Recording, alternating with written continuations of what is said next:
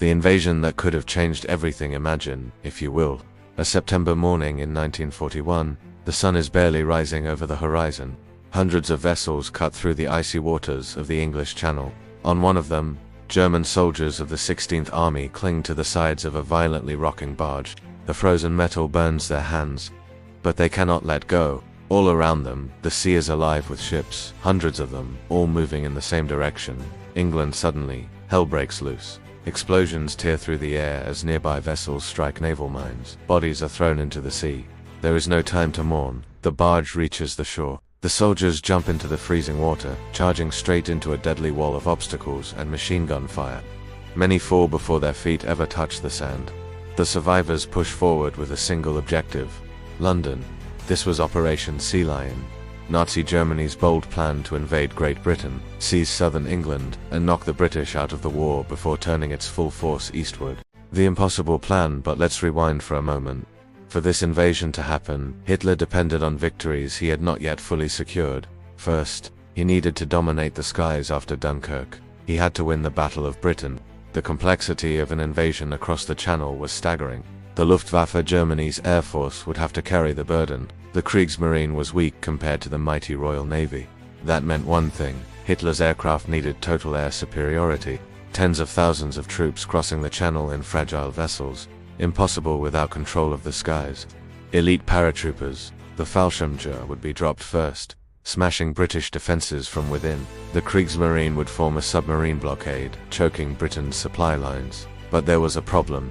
Germany lacked proper landing craft, so they improvised. 1,900 river barges, 168 merchant ships, 386 tugboats, 1,600 motor launchers. Anything that could float would be used. Panzer tanks were even modified to walk along the seabed toward the beaches. A desperate piece of engineering for a daring plan. The invasion would come in 3 waves. First, 10 infantry divisions, then artillery and tanks, finally, infantry reserves. A total of 260,000 men.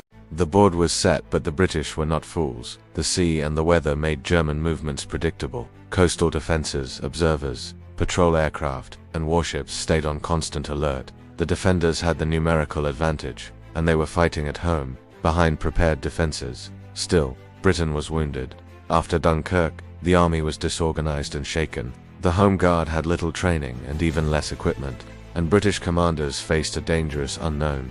They didn't know exactly where the Germans would strike. On September 15th, Hitler made his decision. It was time for the decisive blow. The Luftwaffe had supposedly won the Battle of Britain. Radar stations destroyed, airfields crippled, British fighter reserves exhausted. Hermann Göring ordered one final push: destroy everything the RAF had left. Hitler believed the moment had arrived. Operation Sea Lion would begin.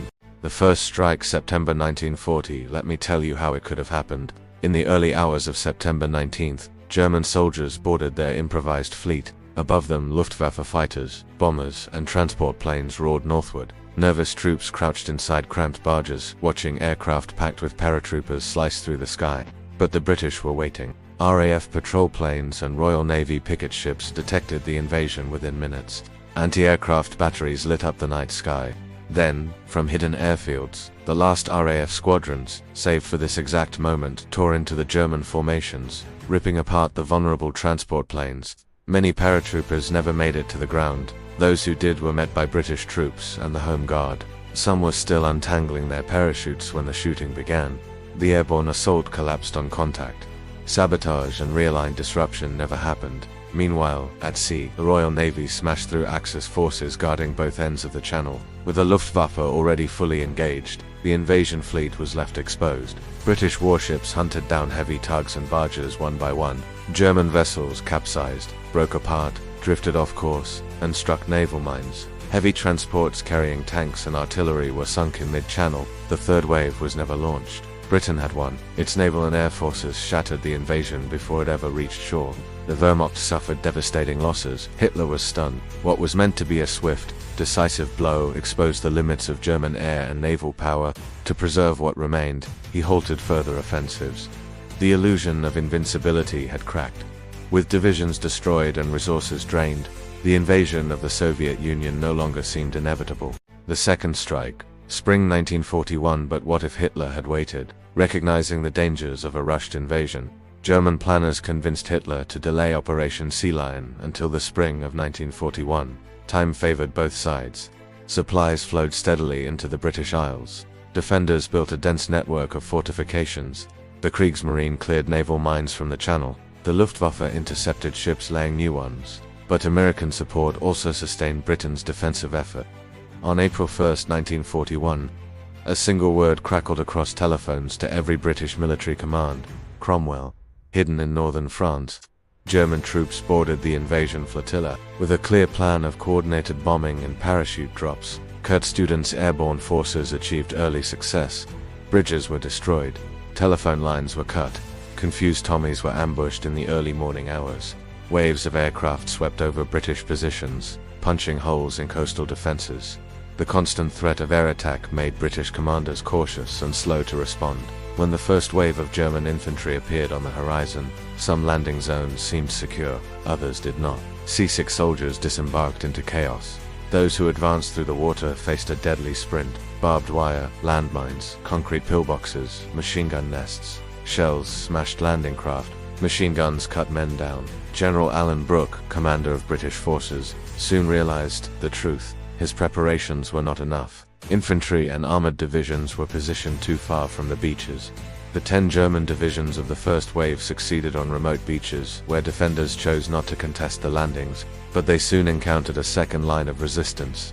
Men, tanks, artillery, specially modified panzer tanks were too few to provide consistent support. The second wave had not yet landed. Units that had come ashore unopposed rushed inland to support comrades under fire.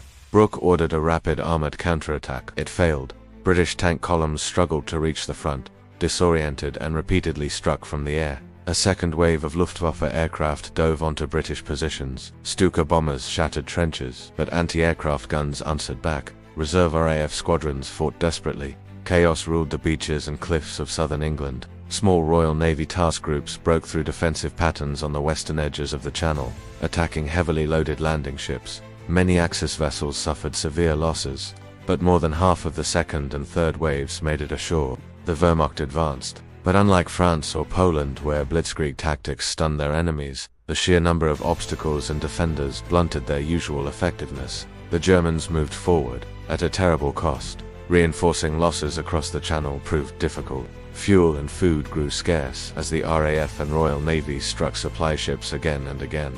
The stalemate by the winter of 1941, the invasion had ground to a halt, still miles from London. German forces, seasoned in combined arms warfare, ran into relentless resistance. For every trench captured, another waited behind it. British defenders adapted quickly, building a strategy of defense in depth designed to bleed German units dry. Neither the British government nor Hitler believed this situation could last. Parliament called a vote of no confidence in Winston Churchill. His replacement, Edward Wood Lord Halifax, opened negotiations with Germany. The result was a fragile armistice. Britain recognized Germany's continental gains. Hitler ordered his troops to withdraw from English soil. The Wehrmacht was exhausted. Supply lines were stretched thin. The aura of invincibility was broken. Still, Hitler pressed on. Determined to defeat the Bolsheviks, he redirected his battered forces eastward. Operation Barbarossa was postponed to the spring of 1942. Meanwhile, Britain, wounded but alive, began to rearm. What if Operation Sea Lion had been launched and failed? A German defeat might have derailed the Reich's ambitions to wage war against the Soviet Union indefinitely. Perhaps another period of phony war would have followed, each side watching the other with cautious restraint. But a German victory that could have changed everything. With Britain wounded, America isolated, and the Soviets exposed, who knows how far Hitler's fortunes might have carried him? History does not tell us, but sometimes, in the quiet hours before dawn, we can almost hear the echo of those barges rocking on the cold waters of the English Channel, carrying men toward a destiny that was never fulfilled.